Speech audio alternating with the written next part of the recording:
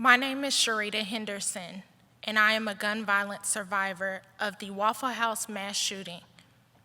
On the early morning of April 22nd, 2018, I was headed home with my sorority sister when we decided to get something to eat. After being at sorority events all day, we were celebrating D'Ebony graduating early. Ironically, her last collegiate paper was written on the perils of gun violence plaguing America. We arrived at the local Waffle House in Antioch, Tennessee, when a 29-year-old heavily armed gunman pulled into the Waffle House parking lot and sat in his truck as he methodically plotted his desire to inflict terror on human beings who never saw it coming. After D'Ebony and I entered the Waffle House, we went to the bathroom and sat in the front booth by the door. He watched as we sat in the booth, laughing and joking. We started singing "Jesus Loves Me." James Shaw and Brennan McMurray and Kayla Shaw entered the Waffle House and sat behind us. A Waffle House cook, Torian Sonderland, left the restaurant for a break. I was facing D'Ebony and the door. I heard rapid gunfire that sounded like fireworks from the parking lot and ducked down underneath the booth. The gunman shot through the window after missing an innocent bystander, who we later learned his name was Joe Perez. He had car trouble that night and pulled into the parking lot for safety. He was the first intended target. I witnessed the gunman gun down Joe Perez and Torian Sonderland, shooting them both before entering the Waffle House. Joe Perez, in his last breath, mouthed to me before he was shot to play dead. I held my breath, laid on top of D'Ebony, and was as still as possible, prayed over us silently, and opened my eyes and didn't blink. Once inside, the gunman saw me lying on the floor underneath the first booth. He looked me in my eyes as he sprayed us both with bullets. I lost consciousness. While unconscious, James Shaw wrestled the gun from him. Once I regained consciousness, he forced him out of that Waffle House, where he later fled. I kept saying to myself, I'm not dead, not believing it. The first responding officer came through the door and saw me and thought that I was indeed dead. Once he realized that I wasn't, he enlisted the help of some of the patrons to keep me alive by talking to me. They asked me to repeat Jesus, to stay alive. Moments later, the paramedics arrived, and a team of them and the first responding officers unpinned me from underneath the booth. They placed a tourniquet on my leg and arm and placed me on a gurney as we forced ourselves out of that front entrance of the Waffle House. I was taken to Vanderbilt Medical Center, and while on that ride, I felt every bump and bruise. The OR nurse in the hallway allowed me to use her personal cell phone to let me call my parents so that I could share with them what I fully believed would be my last words. I told my mother, I love you, and please tell Daddy I love him too. Those were the only words I had the time or energy to muster up, as I was steadily losing blood and the pain of my injuries became more and more apparent as seconds passed. I was brought to Vanderbilt as a level 1 multi-trauma patient. I was a 24-year-old female at the time, a victim who was shot multiple times by a gunman with an assault weapon provided by his father. The gunman used hollow point bullets that made injuries that eviscerated parts of my body. They were like little landmines that went off. My primary admission and diagnosis was traumatic shock and hemorrhaging, severe vascular damage, nerve loss in the right arm and left leg, orthopedic trauma fractures to both my arm and leg, and disfigurement. Upon admission, I was hypotensive and required 6 units of packed red blood cells and 2 units of fresh frozen plasma. Imaging revealed that ballistic fragments were located within my upper right arm, right lower arm, and lower left leg. They had shattered the bones within that arm and leg, and we found bullet fragments and glass in the subcutaneous tissue. My veins were eviscerated.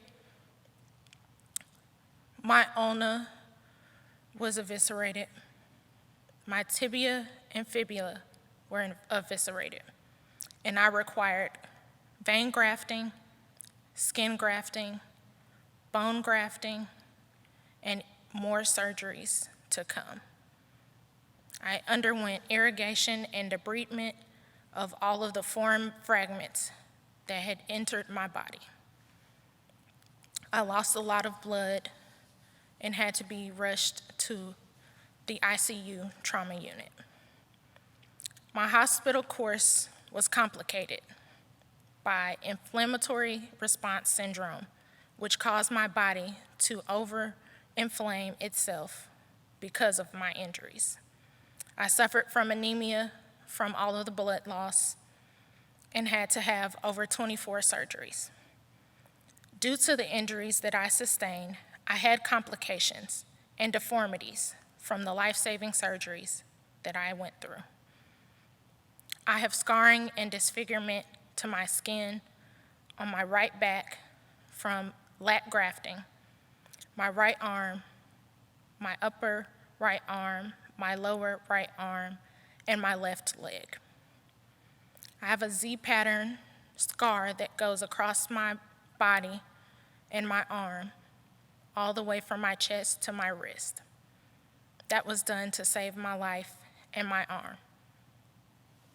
I also have a large scar on my left leg from the gunshots. They resulted in permanent damage to those injuries, psychological injuries that I had, severe chronic pain that I feel every day. I'm unable to make a fist or straighten my right hand consistent with an ulnar and median nerve neuropathy. I have so many injuries that plague me every day. With a total of 24 surgeries and a plethora of blood transfusions, from April 22nd, 2018 to present, I've spent significant time in either inpatient rehabilitation, in-home, or outpatient occupational and physical therapy for the last 4 years. I will over time need non-licensed health care for housekeeping, meal preparation, and additional needs. I will have physical therapy and occupational therapy and often aqua therapy multiple times a week. I will likely need surgeries to include orthopedic surgery to my leg, arm, and body from my injuries.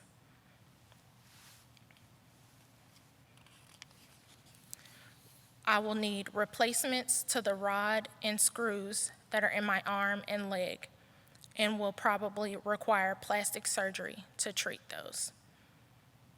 I've been diagnosed by a Vanderbilt medical psychologist with post-traumatic stress disorder, anxiety, and depression, which can be debilitating based on the triggers that I encounter.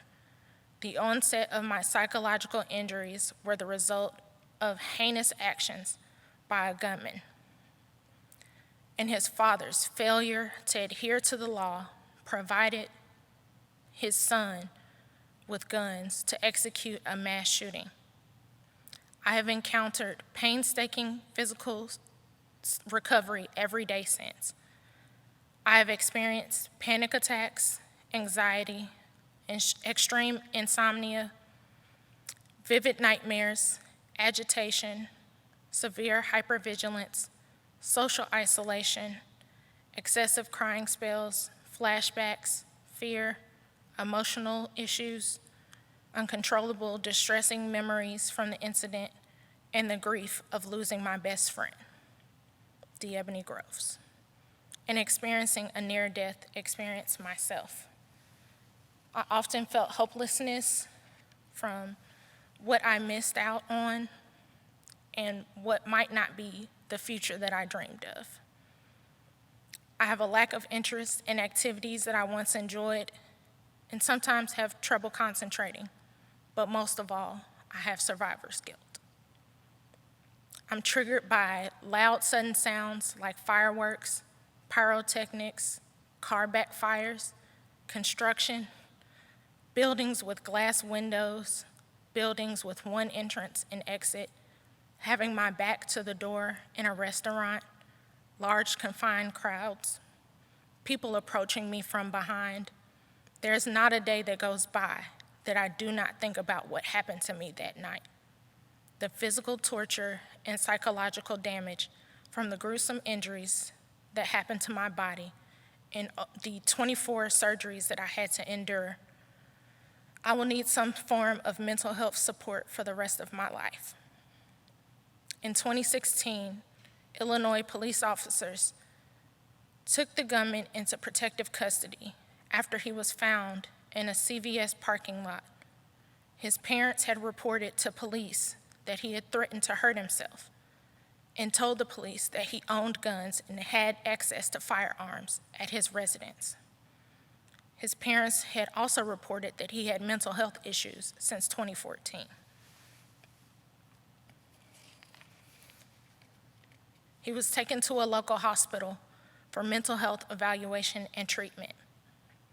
Between 2016 and 2017, he moved to a small town in Colorado, worked at a crane company, where his bosses realized that he had some odd behaviors.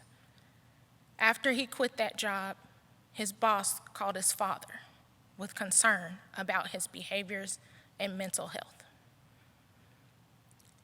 He even showed up to the White House, where he believed that he was a sovereign citizen, a group the FBI identifies as an anti-government extremist group who believe they are separate from this country and abide by their own rules.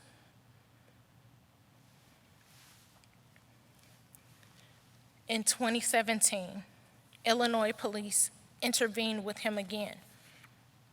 He had threatened an employee at his father's crane company while holding an AR-15 rifle and wearing a dress, putting the community where he lived in immense danger. Later that same day, he drove to a public pool and jumped in, exposing himself to the public. In a report, the police noted that he had mental health issues. They searched him for weapons, but he had none. The police encountered his father. They'd taken his rifles and his handgun from him, locked them up, but his father returned them to him shortly after.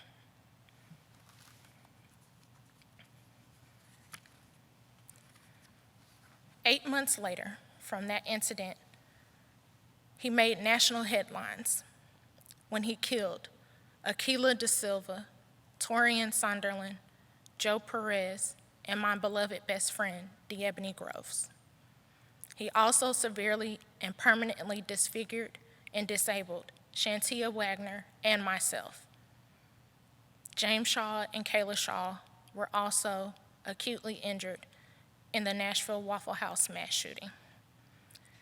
He spurred a 34-hour manhunt until police were able to apprehend him. I've listed at least 6 known incidents where his father was aware of his mental health issues, where he was given the opportunity for treatment, where he had interactions with police and nothing was done. He pleaded not guilty by reason of insanity in his criminal trial. During the trial, we learned that his laptop and apartment down the street from that Waffle House was filled with handwritten journals and digital manifestos, where he detailed plans to execute severe mass shootings on multiple occasions. In a subsequent crime spree, that he would embark on if he was never captured. He explicitly stated that he intended to write those journal entries so that medical professionals, a judge, and jury would believe that he was a deranged individual who could not tell right from wrong. But we believe he knew what he was doing. Prior to the shooting, I worked for Cumulus Media, a local radio station. That was my favorite job, my first job. I was initially hired as a program coordinator from 2015 to 2018 when I was shot. I had just obtained interim director of promotions and was up for a promotion. Unfortunately, I am currently on medical leave from my job and have not worked for 1,522 days due to my extensive medical injuries over the last 4 years. I've been declared permanently disabled from the injuries to my right arm, hand, ribs, back, and left leg. I have serious limitations for activities such as lifting, carrying, reaching, handling anything, walking, typing. The list goes on and on, especially standing. I'm limited in what I can do, often being able to walk from a parking spot to the entrance of a store. I use assistive devices on an as-needed basis, such as a rolling walker, power scooter, cane, knee brace, and several other assistive devices. I developed so many complications over time from my physical injuries, and I suffer from PTSD, osteomyelitis, chronic swelling, and pain. I'm still currently receiving medical care from an orthopedic trauma surgeon and specialist. I'm in physical therapy, occupational therapy, chiropractor, and pain management on a weekly basis. I can no longer do the duties that I need for my job, like carrying equipment and tents, going to concerts, promotional events, award shows, and meeting celebrities like I enjoyed. I have difficulty opening doorknobs, driving company vehicles, holding several objects at a time, carrying anything over 20 pounds for a distance, making a fist, rotating my right wrist, standing for long periods of time, and more.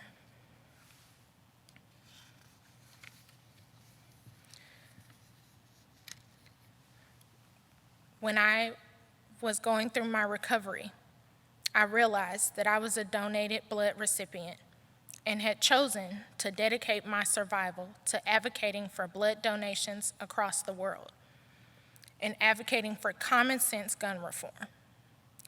Only 3 out of 100 Americans donate blood, yet every 2 seconds, someone needs it. We believe that that number is going up the more mass shootings that we have.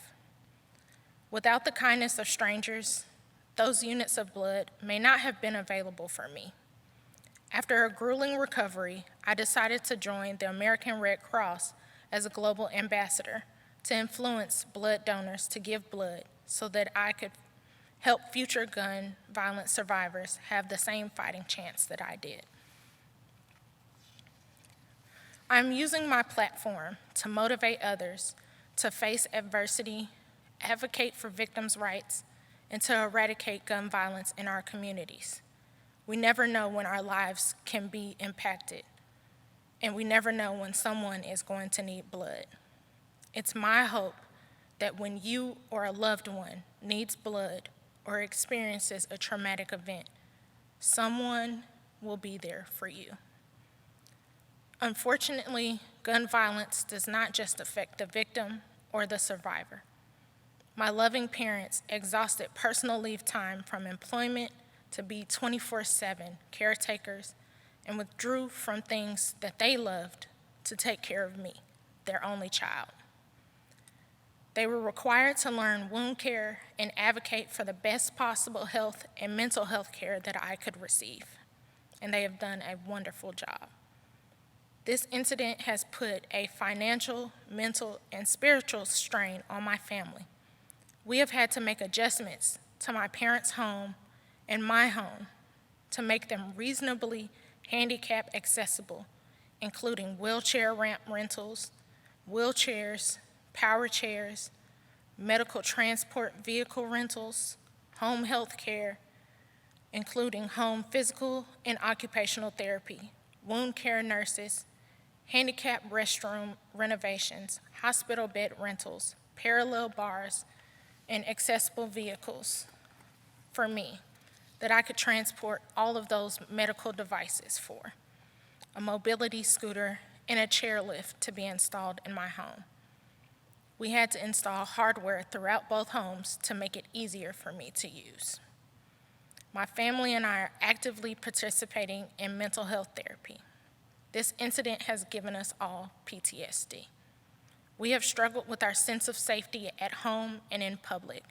Insomnia, hypervigilance, and triggers, often from late-night phone calls, fireworks on major holidays, or grief from deceased victims, as well as grieving for myself. It has been a struggle to come to grips with how this incident has changed my life forever and how it has affected my daily living and loss of potential in certain areas. We have experienced harassment from media, inaccurate reporting, and lack of privacy. We have to make strategic plans for survival, including a travel companion, wheelchair assistance at airports, and bringing a mobility scooter for travel, or visiting places that don't require excessive walking.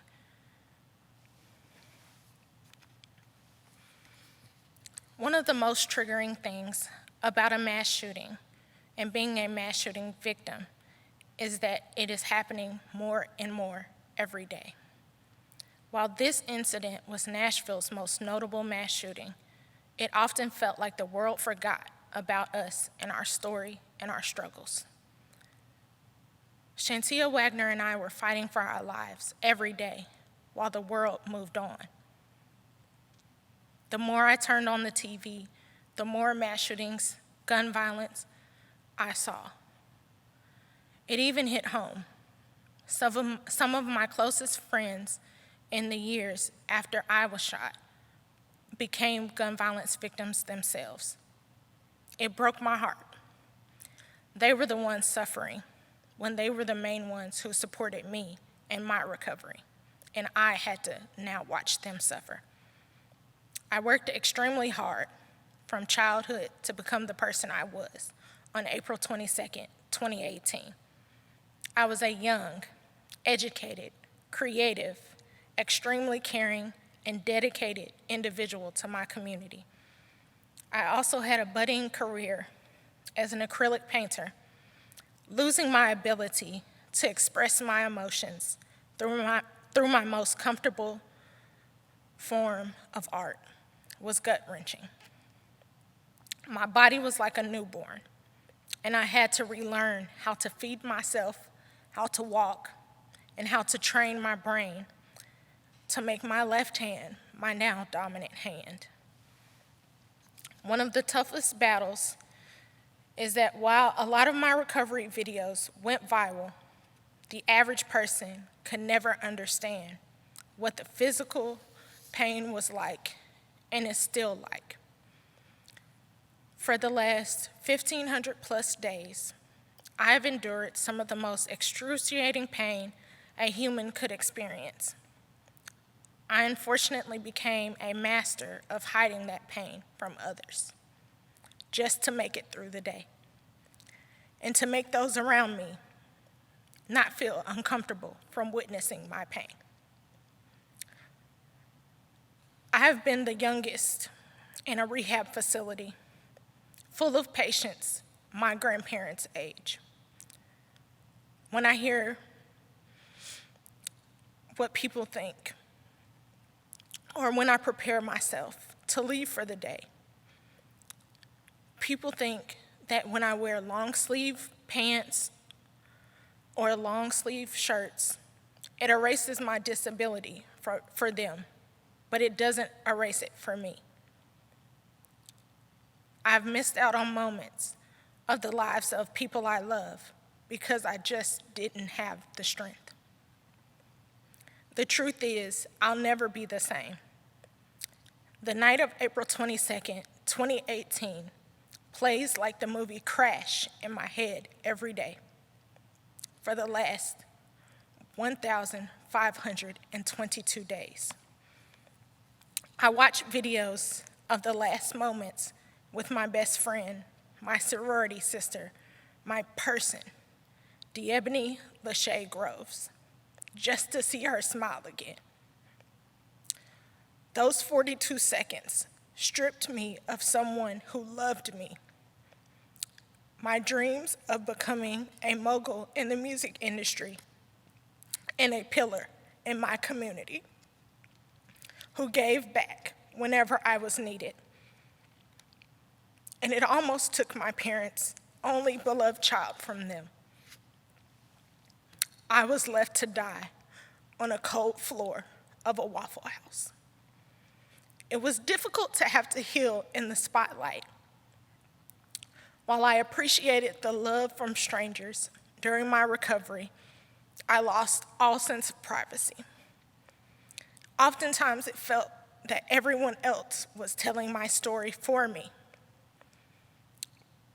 The media harassed my friends, sorority sisters, and even my family. So Congress, my appeal is to you. It is my plea that the prestigious elected members of Congress make sensible sense gun reform effective in this country.